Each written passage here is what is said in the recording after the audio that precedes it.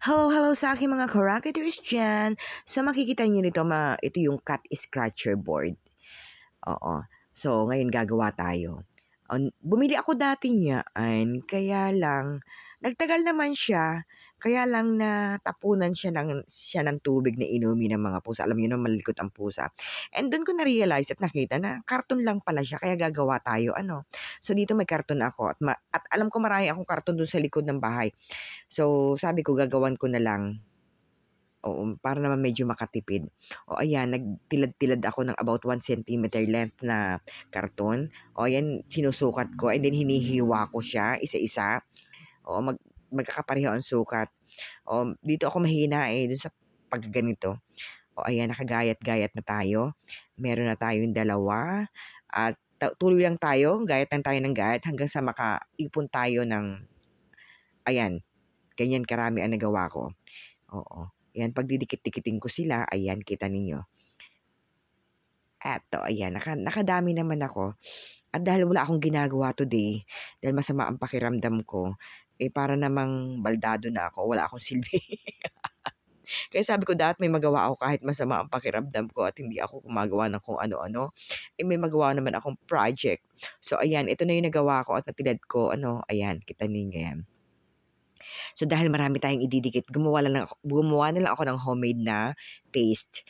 Oo, madali lang ito kasi ito nung bata pa kami o nung elementary kami, pag may project kami magkakapatid, nagluluto lang kami ng ganyan. Siyempre, pag kukunti naman ang ididikit, tama na yung kanin. Oo, pinagdidikit namin yung kanin. Alam niyo nung elementary kami, mga project ay di ba puro ididikit. Katulad ng parol, lalo na kapag malapit na ang All Saints Day, mga bulaklak. O ayan, gumagawa kami ng gayan.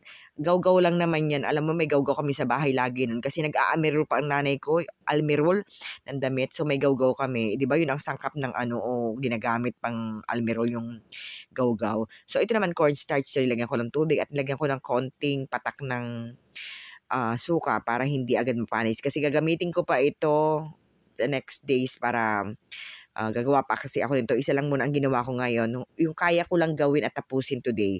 O ayan, nakabuo na ako. Ayan, tinan ninyo. Okay, mukha na siyang board.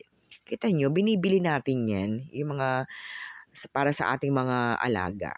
Para mag-scratch lang siya. Kasi alam niyo yung mga pusa talagang gusto nila ng karton. Bigyan mo sila ng kahon. Ay siya, tuwan-tuwa na sila. Nag-scratch kasi sila yung tinatawag na biscuit, yung parang silang nagmamasa. So, ayan, ididikit na natin, gagamitin na natin ito ng glue gun. At ang aking glue gun ay naghihingalo. Diyos ko, ano ba to? Kailangan ko na talagang bumili ng bago. Nakalimutan kong itanong kay Walad kung doon sa anak ko, kung meron siyang glue gun.